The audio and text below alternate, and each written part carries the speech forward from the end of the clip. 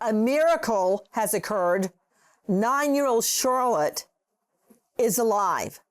Little 9-year-old Charlotte Sena was kidnapped from the Lake Monroe State Park and Campground in upstate New York above Albany. She was snatched by a local that we believe has a home listed in his name, 0.8 miles, less than a mile from the Sena family home. He was found with her, Charlotte, alive, about 13 miles away from the Sena family home in a camper parked behind his mother's house. All of this was about 15-20 minutes away from the state park. You want to tell me, because I'm not believing it, that this was a coincidence? That of all the children in the world he could have snatched and kidnapped, that he picked the one basically from his own neighborhood? The family says they don't know this guy. But there is a report that Charlotte may have recognized him from him hanging around her neighborhood. Good example. I know the grocery store clerks that I see whenever I go to the grocery store. I don't know anything about them, but I know them to see them. Is that how Charlotte knew this guy? By sight? If she did?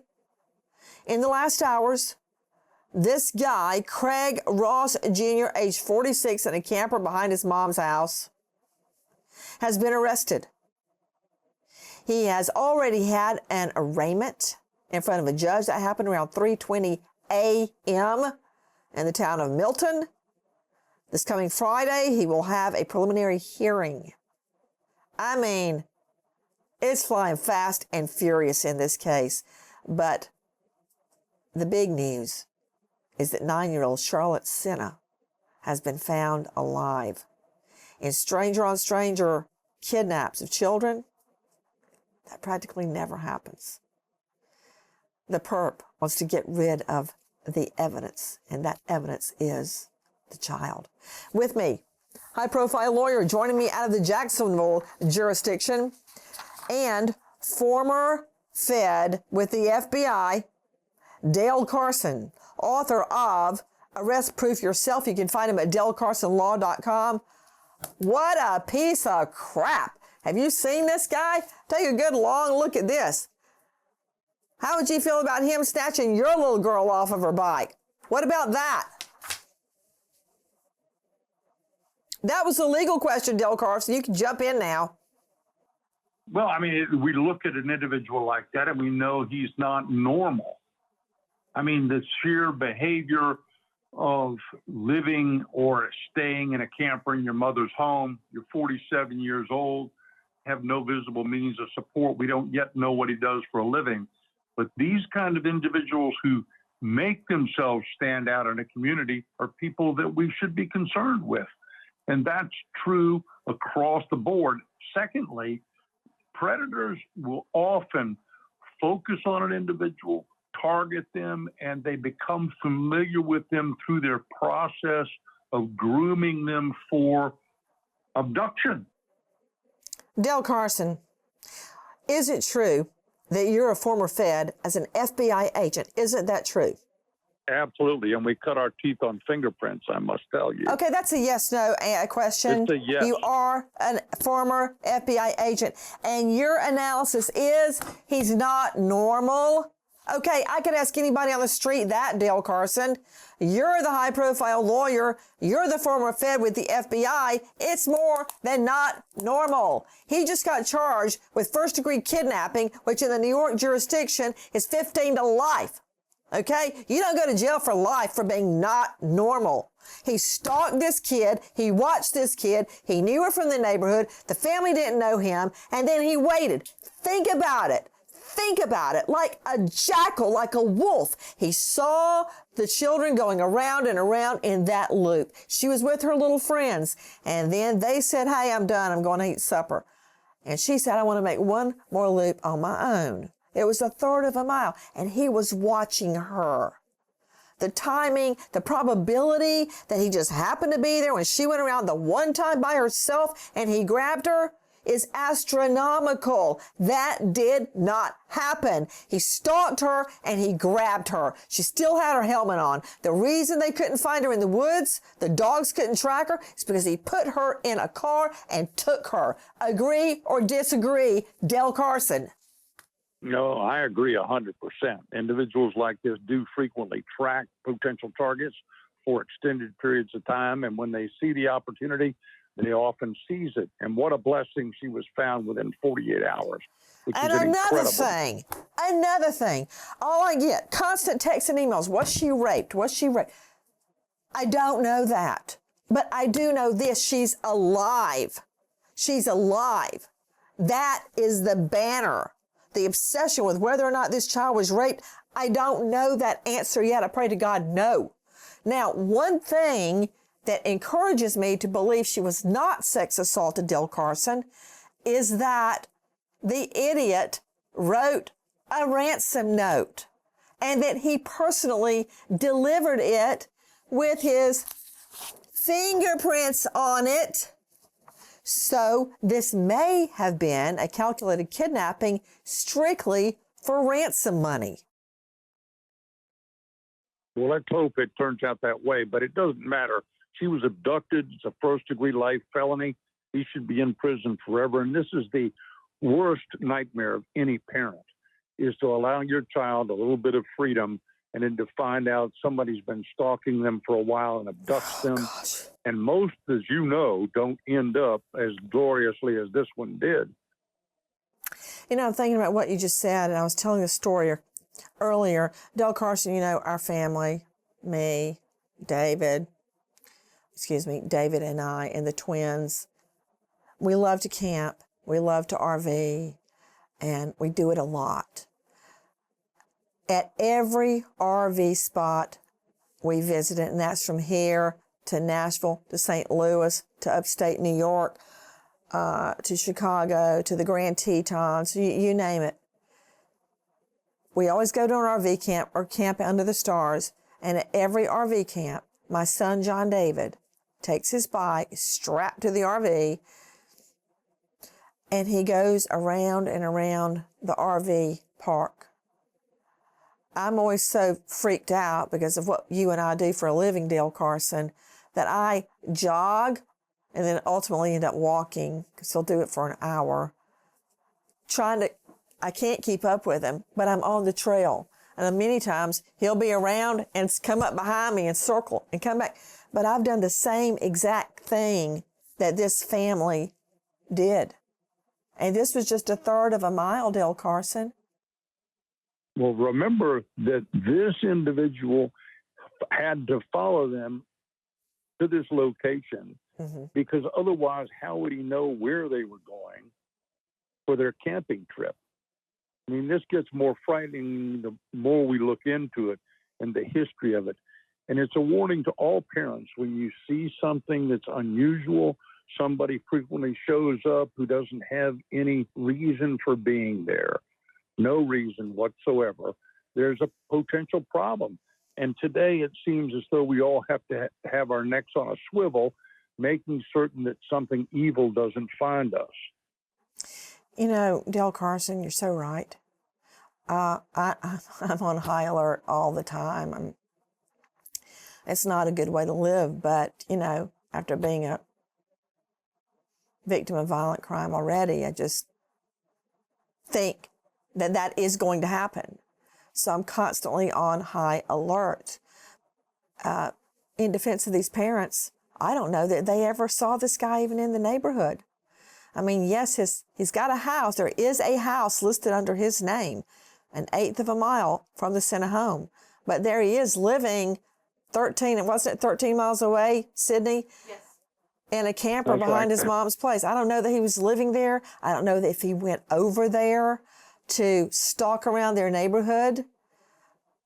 But I do know that... doubt that he was doing that. Oh, yeah. And that's something that we all need to be aware of. If you have a house where your children are sleeping and there are windows to the exterior, which generally there are, it's something you just got to be aware of. Yeah, I'm not suggesting that you go outside the house every night and make sure there's not a peeper out there. But what I am saying is that if there are unusual occurrences that happen, you need to pay attention to them now more than ever before, because we used to live in neighborhoods where you knew everybody. And so if there was a stranger in the neighborhood, you'd find out about it almost immediately. But that's no longer the case because we all come from different areas of the country. We may not even know our neighbors any longer. So that's a large problem for any young family that's raising children here in the United States today. I appreciate all your views on parenthood. I know you've been very successful, and when I'm not in the middle of a formal interview, which I am right now, I will ask you all of your parenting tips, but I want to talk about the hard evidence in this case, Dale Carson. High-profile lawyer, former Fed with the FBI, author, Dale. I want to talk about, let's go and say it, idiot that took the ransom note, probably in his handwriting, and left his fingerprints on it, took it to their home, their family home at 4:20 a.m. I'm getting the impression, Dale Carson, that they were not there, that they were back still at the campsite, because we've gotten conflicting reports about who saw him at 4:20 a.m. go and put the note in the family mailbox. We first assumed it was police, had the place under a stakeout, but now we're hearing neighbors, and we're also hearing that police were called off the house because they had to answer another call. You know, when you've been there since 6 p.m. in an unmarked car and it's 4:20, nothing's happening, you're like, okay, I'll take the call. We're now being told that neighbors saw him sneak up and leave the ransom note in the mailbox. Number one, my original question, do you take the ransom note to mean that his motive was financial, pecuniary, or do you believe his motive was sexual, a sex predator, and then he, once he had Charlotte, thought, hey, I can get money out of this deal? What do you think? There's no reason to believe that it wasn't both. I mean, people don't abduct small children for no reason at all. And it's certainly the pecuniary interest in something like that has got to be minimal. I mean, how much money could you get from a family that lives in that area who doesn't have any apparent wealth? So from my perspective, he did it for other reasons, and perhaps, thank God, decided to change his mind and had to have some rationale for what he did. And think about this. You'd have to take the note, you got to put it in hydrin fuming in order to find, or you, I guess, use super glue to find the prints. Then you got to process that through the internet in the NCIC for the actual fingerprints in order to capture this guy. So they did it in a really short period of time, which is unusual today, because mostly we think about DNA, which can take weeks to determine. And here they had the foresight. And here's something else I need to mention. If the police had still been on site at the scene of the mailbox, maybe the guy wouldn't have left the note. Ross may not have left the note. And further, if in fact he was caught, there's a possibility that he wouldn't talk. So what did happen was certainly ultimately a whole lot better, because that child was rescued by the perseverance of law enforcement in connection with the abduction. Pretty incredible, really. It is amazing. It's a miracle is what it is, because typically by the time you and I are talking about a child abduction, the child's dead. Or we may not know that the child is dead when we're trying to solve it. But in stranger on stranger abduction, there's very rarely a good outcome. I mean, I'm thinking about Samantha Runyon. I've got so many children running through my head right now and their cases. But I want to follow up on the fingerprint. This is how it's done. First of all, you hope that the cop or the person that retrieves the document is wearing rubber gloves or plastic gloves. So you don't want their fingerprint on it. Typically, it's handled with tweezers like you see on TV. That's real, okay? Because you don't want anything to even if you don't leave your print on it, to smudge an existing latent print. The latent print is the print found on the paper, found in the home, found at the crime scene or in the car. That's the latent print. Think of it laying there. Then that latent print is compared to a known print. When I became a prosecutor, I had to give my fingerprints. So my fingerprints are on file somewhere. That's the known fingerprint. So you compare the latent to the known. This is how you do it. You get the print object, the envelope, the ransom note.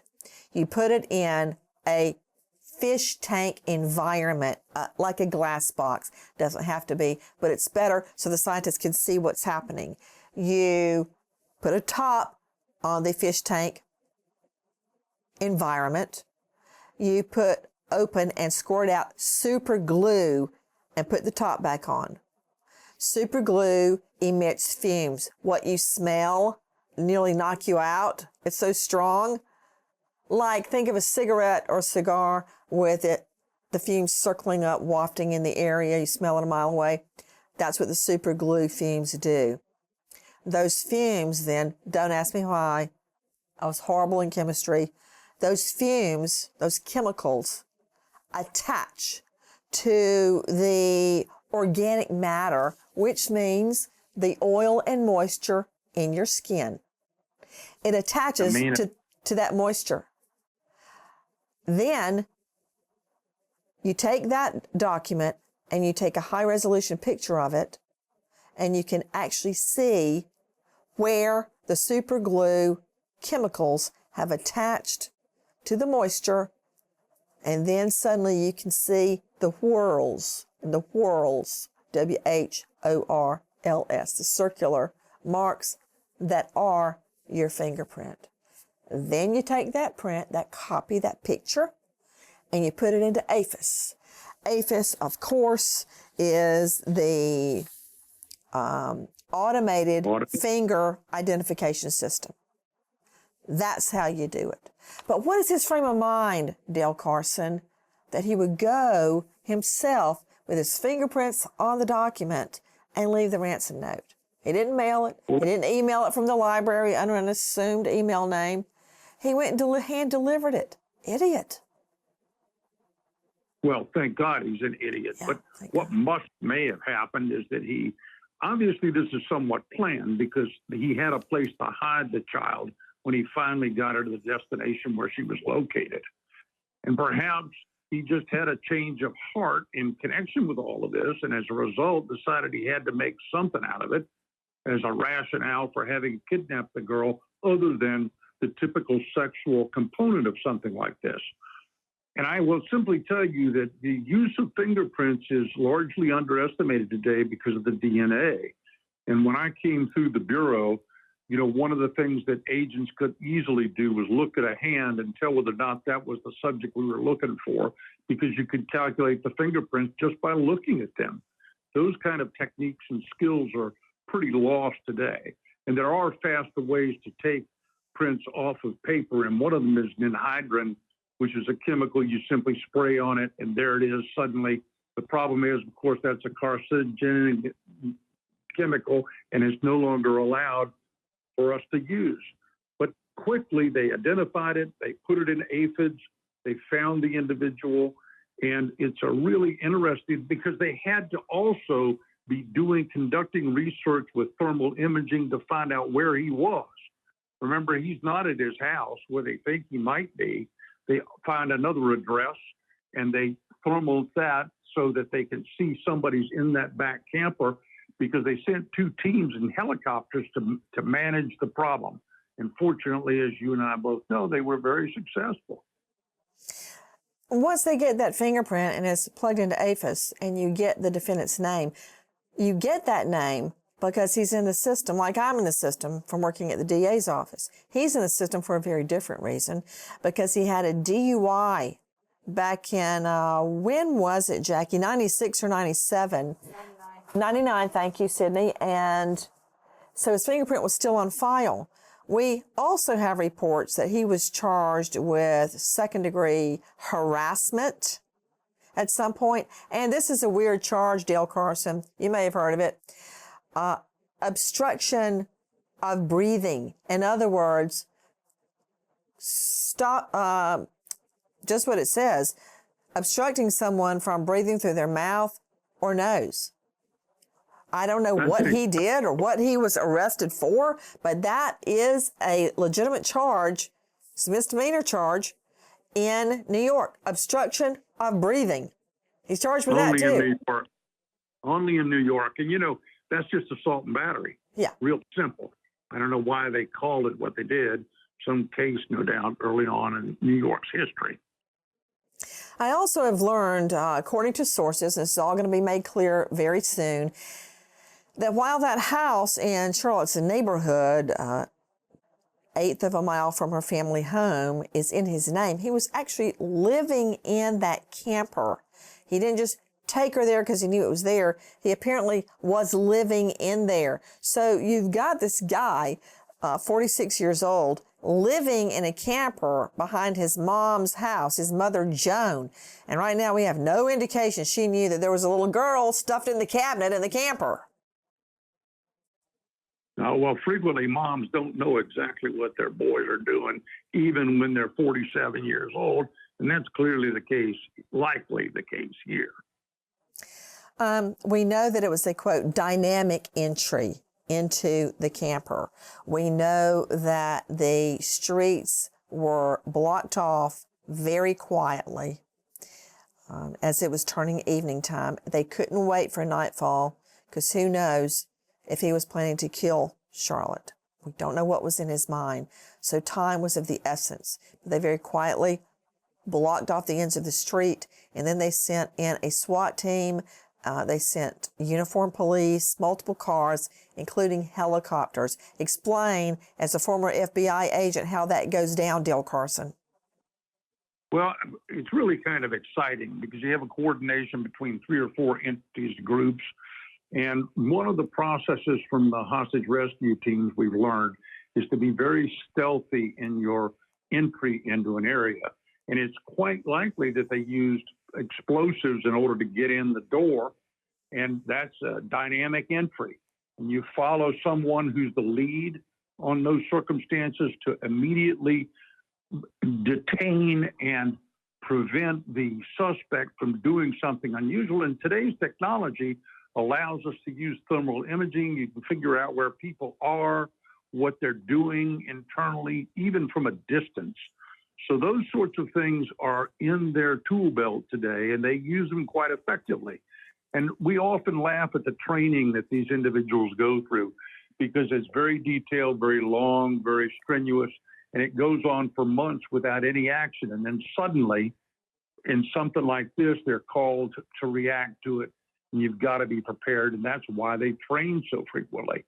But once you've got him under control and you're certain that he can't get away or get access to a weapon, then you begin progressively to search. Unless in a trailer now, a camper, you're likely to be able to electronically see through the walls and see that she's hidden in an actual cabinet that's covered with something. And how do you do that, electronically see through the walls?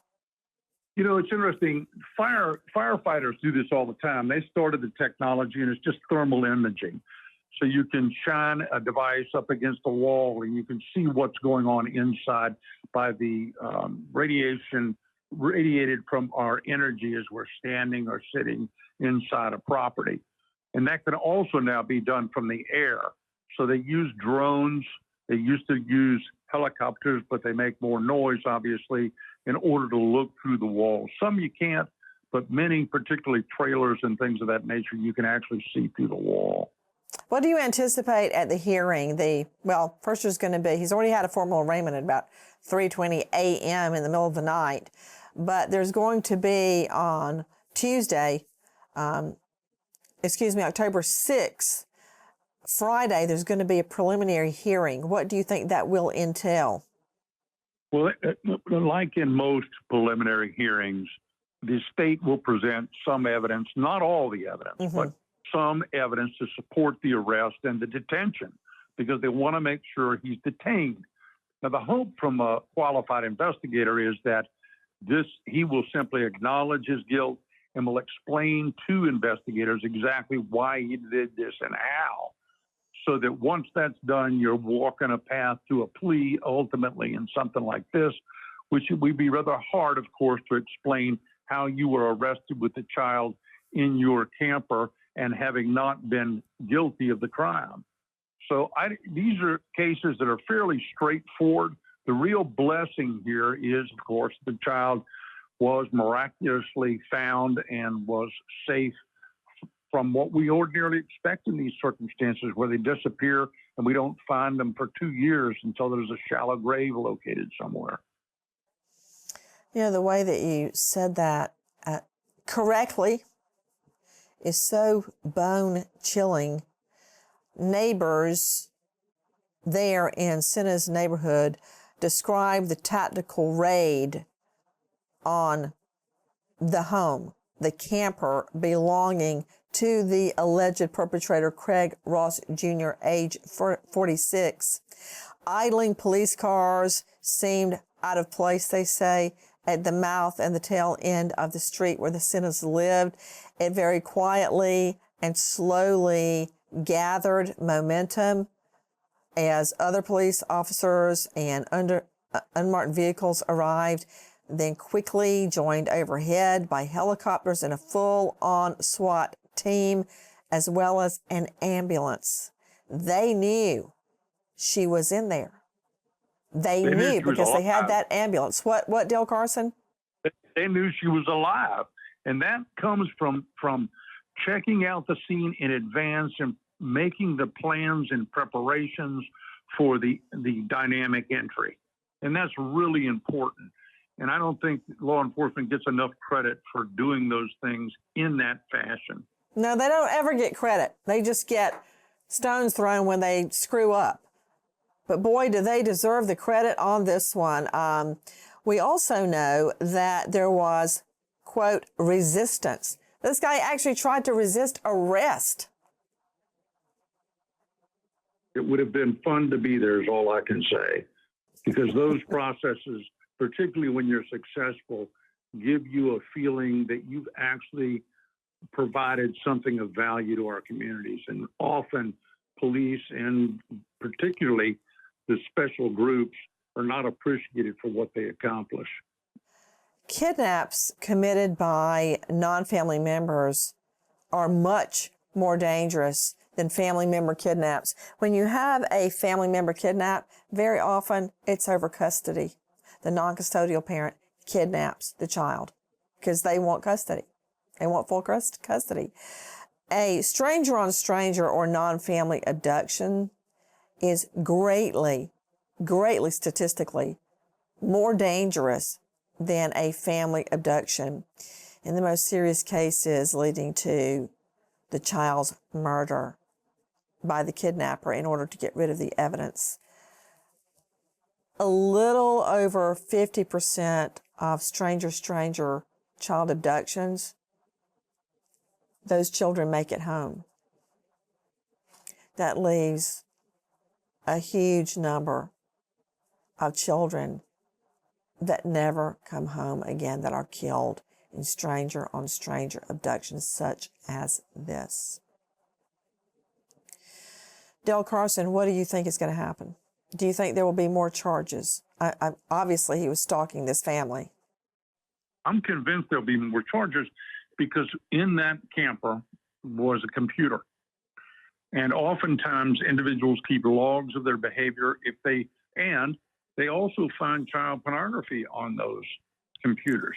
So I suspect there will be other charges pending against the individual, because you've got to understand what drives people like this individual who's apparently not, maybe an incel, right? And what motivates them. And the internet today is full of lures for these kinds of individuals to view, which puts them in the position of wanting something they cannot have. We're going to find a lot more. We're going to find out about a lot more evidence at this preliminary hearing. Who is this guy? 46-year-old Craig Ross Jr. hunkered down in a camper behind his mother's home, clearly having stalked this girl and her family, watching her until the moment was right for him to swoop in like a jackal and take this girl. I can only say one thing. PTL, praise the Lord that Charlotte is alive and with her family now. Goodbye, friend. Guys, thank you for watching Crime Online with Nancy Grace here on YouTube. To get the very latest, subscribe to Crime Online here